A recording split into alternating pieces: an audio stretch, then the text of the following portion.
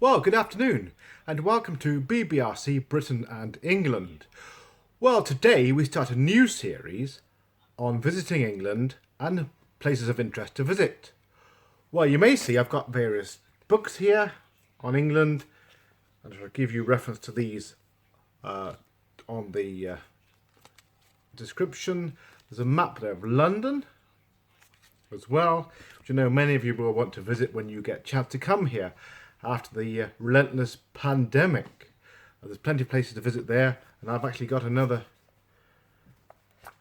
various pamphlets, places to visit here. Walks, there we are, St James, Mayfair, shops there, Lambeth, Battersea and Docklands and Richmond. There we are, all around London, Kew Gardens, Hampstead, all these places all around London, and I'm sure you'll be very interested to visit these places given the chance.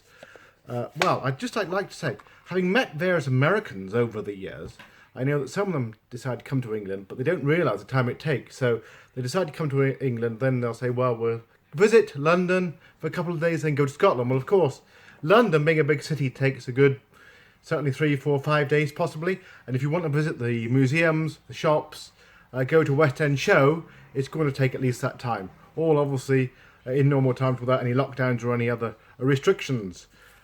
Big place to visit, worth having a map. Various other places as well that most people would like to visit in England. And I know many of you will perhaps like to visit National Trust properties, English heritage, and in this book, lovely places to visit as well. There we are, City of London there. But certainly those who want to venture out of London may want to go to Oxford. And if you're going further afield, farther up north, for example, there's Manchester for big cities. And ultimately, you may want to go to Scotland or even Wales. Snowdonia is a lovely place to visit. You've got Derbyshire. And talking about interesting cultured cities, you've got Bath, York, as I say, Oxford, and other places as well, if you want to visit. But certainly, well, worth thinking about, and also dedicating a bit of time to try and decide what you want to do and how long you're going to spend in each place, because normally a couple of days isn't enough. Although, having said that, some places you can do in a day, depending on what you're interested in doing. So we'll be talking about that. We'll be talking about what you can do in those places, and also what you might find, and also perhaps restaurants, eateries, pubs, the British pub, of course, being very popular with tourists, museums, galleries, and all these other places. So I'll talk about that.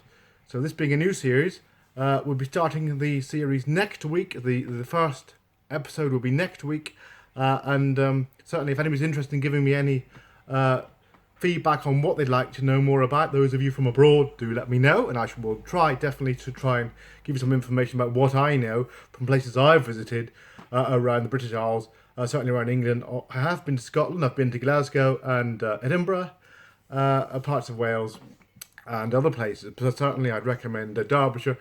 Obviously a lot to see around London, definitely so much to see around London, and then venturing out, you might decide to look at Birmingham or whatever. You might look at whatever interest you're happy with.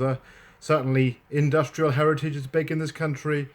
Galleries, there's Shakespeare's country in Stratford upon Avon, that's in Oxfordshire, not that far from Oxford. Well, it's a train ride. So anyway, we'll talk about all that, and I do hope you enjoyed it today. Quite a short episode today, just to bring a slight introduction into what will be happening in the next few weeks or so, and we'll talk about it more then. And I do hope you enjoyed it, and it should be on a Tuesday, most likely on a Tuesday. It'll be online, so I'll see you next week. Bye bye now.